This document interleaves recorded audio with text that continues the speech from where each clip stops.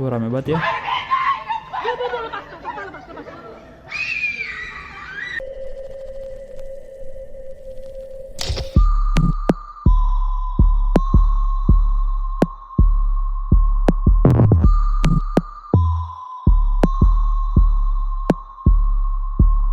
Halo Bay, pagi, siang, sore, atau malam, jam berapapun kalian nonton video ini, selamat datang di channel Mamang 2 Biasa. Balik lagi dengan Mamang Rahman di sini ya Bay.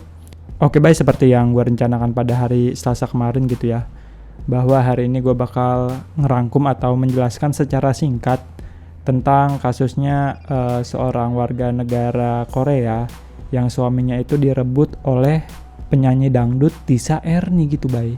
Awal mula kasus ini viral karena ibu Emi gitu ya, selaku WNA Korsel yang suaminya direbut, membuat sebuah postingan di akun X atau Twitter gitu ya, yang menceritakan bahwa ya itu suami dan anak-anaknya telah direbut oleh si pelakor ini gitu baik.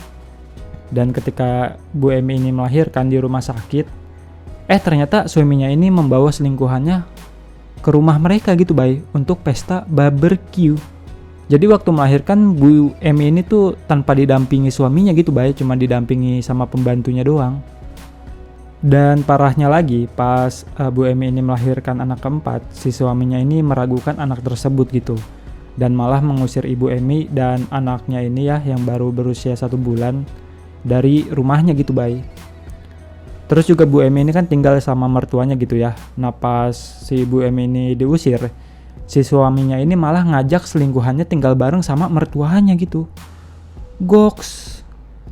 Jadi di tempat tinggal tersebut isinya tuh ada si mertua, 3 orang anak mereka, terus si pelakor sama si suaminya ini bay.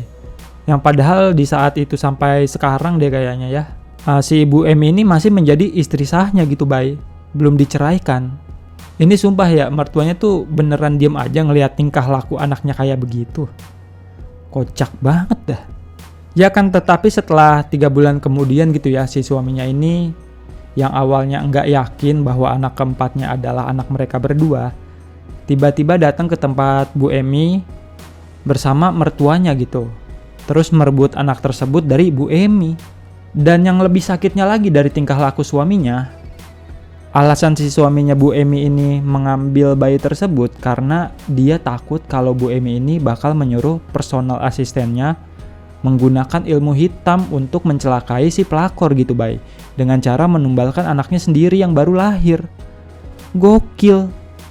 Tuduhannya tuh nggak berdasar gitu ya. Ya singkat cerita, akhirnya Bu Emi ini pergi ke rumah sakit tempat anaknya yang pertama akan divaksin, karena memang sebelumnya Bu Emi sendiri tuh udah tahu gitu ya bahwa anaknya ini ada jadwal vaksin di rumah sakit tersebut.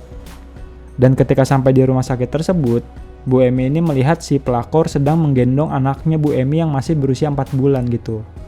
Ya tanpa basa-basi Bu Emi ini langsung merebut anaknya sendiri gitu yang masih berusia 4 bulan.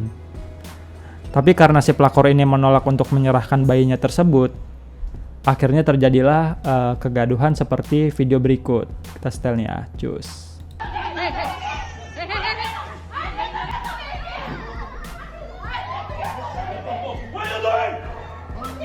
Rame banget ya.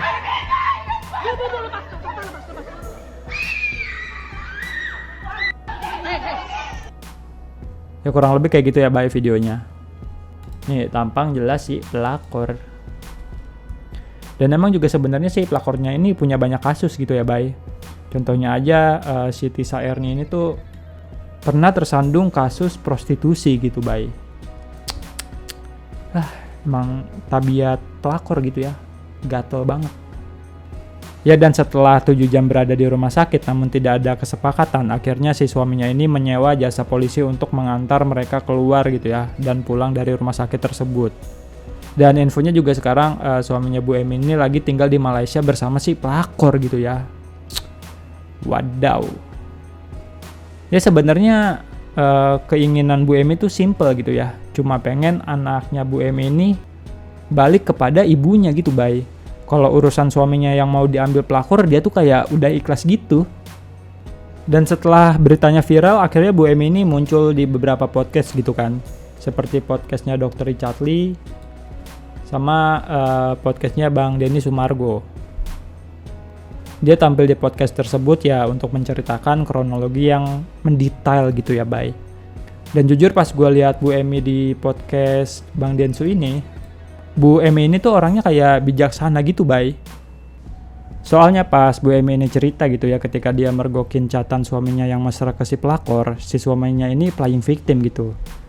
Suaminya ini ya marah-marah, nggak terima gitu kan, karena HP-nya udah dibuka-buka dengan alasan privasi. Dan lu tahu apa jawaban dari Bu Emi setelah suaminya playing victim? Bu Emi ini tuh langsung meminta maaf karena ngebuka HP suaminya tanpa izin.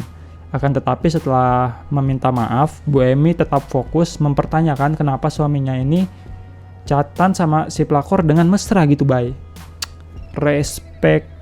Kalau orang lain mungkin pas pasangannya ini playing victim, fokusnya malah jadi teralihkan gitu ya. Jadi yang dipermasalahin yaitu privasi pas buka-buka HP-nya gitu, Bay. Bukan masalah chatan sama si pelakornya gitu ya. Ya setelah Bu Emi ini masuk podcast sana sini, lalu beritanya menjadi semakin viral gitu ya. Mungkin perusahaan tempat suaminya bekerja tahu kasus ini gitu, Bay. Ya akhirnya suaminya ini memutuskan untuk memundurkan diri dari tempat dia bekerja. Yang padahal jabatan suaminya Bu Emi ini bukan kaleng-kaleng gitu, Bay. Suaminya Bu Emi ini bekerja di DP World sebagai Vice President of Business Development gitu. Ya gue nggak tahu itu apa, tapi kalau udah Vice President pasti gajinya bukan kaleng-kaleng gitu. Ya setelah semakin viral dan dapat banyak dukungan dari netizen Indo, Bu Emi ini langsung melaporkan si pelakor tersebut ke polisi atas tuduhan perzinahan dan menghalangi program pemberian air susu eksklusif. Ini gue baru tahu gitu ya, ada pasal tentang pemberian air susu eksklusif gitu, Bay. Oh dan lumayan juga gitu ya hukumannya. Kurungan 1 tahun dan denda 50 juta. Ya semoga Pak Polisi benar-benar bisa menangkap si pelakor yang berada di Malaysia gitu, Bay. Dan yang paling menyebalkan gitu ya, ternyata suaminya Bu Emi ini menggunakan kedua anaknya sebagai tameng untuk melakukan playing victim gitu terhadap ibunya. Jadi kedua anaknya ini tiba-tiba muncul di sosial media lalu menceritakan keburukan Bu Emi. Contohnya seperti Ibu Emi yang jadi suka mabuk-mabukan gitu ya. Terus juga katanya nih si Ibu Emi ini suka membawa banyak pria ke dalam rumahnya gitu. Namun semua tuduhan itu dibantah oleh Bu Emi gitu ya. Bu Emi mabuk-mabukan karena ulah suaminya yang berselingkuh gitu, Bay. Dan juga kan emang Bu Emi ini orang Korea gitu ya, jadi wajar aja karena kan kultur orang Korea memang suka minum-minum gitu, Bay. Terus juga untuk masalah membawa banyak pria ke rumahnya, Bu Emi ini bilang bahwa itu tidak mungkin karena kan ya lu tahu sendiri gitu ya, sebelumnya Bu Emi tinggal sama mertuanya gitu, Bay. Kalau emang Bu Emi ini membawa banyak pria ke rumahnya, ya otomatis mertuanya ini tahu dong. Harusnya yang speak up ya mertuanya gitu, jangan anak-anaknya. Dan Bu Emi juga menyayangkan sikap suaminya ini yang menjadikan anaknya sebagai tameng gitu ya. Dan membiarkan anak-anaknya ini membicarakan kasus mereka di sosial media gitu. Karena emang sebenarnya Bu Emi sendiri tuh nggak mau gitu ya privasi anaknya ke-expose sama media. Tapi suaminya malah menjadikan anaknya sebagai senjata. Kocak. Dan for your information, ternyata suaminya Bu Emi ini menggandeng Hotman Paris sebagai pengacaranya gitu, Bay. Waduh, jadi keinget kasusnya Ayu Ting Ting gua. Ya kurang lebih kayak gitu ya, Bay, kronologi singkatnya hingga saat ini. Memang banyak yang tidak gue jelaskan secara detail karena untuk mempersingkat durasi video ini. Ya kalau lu mau tahu cerita lengkapnya ya lu tinggal nonton channel YouTube-nya Dr. Richard gitu ya. Atau bisa juga di Denny Sumargo gitu, Bay. Oh, atau bisa juga lu nonton di channel YouTube-nya Korean Rumit gitu ya. Roemit. Gimana sih dibacanya? Korean Roemit. Ya pokoknya gitu dah. Ya di video ini tuh Bu Emi bercerita secara langsung gitu ya menggunakan bahasa Korea. Tapi tenang aja, ada translatannya kok. Jadi pemaparannya bisa dibilang lebih jelas gitu, Bay. Soalnya ya ini Bu Emi sendiri gitu yang cerita. Ya oke lah, guys, gitu aja video gua kali ini. Kalau dilihat lagi ya video anak-anaknya Bu Emi yang speak up tadi tuh, kayaknya mereka kena doktrin gitu ya dari si pelakornya. Dan gua rasa tuduhan menggunakan black magic ini ya ide si pelakornya gitu, Bay. Karena untuk ukuran orang yang latar pendidikan dan pekerjaannya yang bagus gitu ya, pasti mereka tuh nggak bakal percaya gitu sama black magic.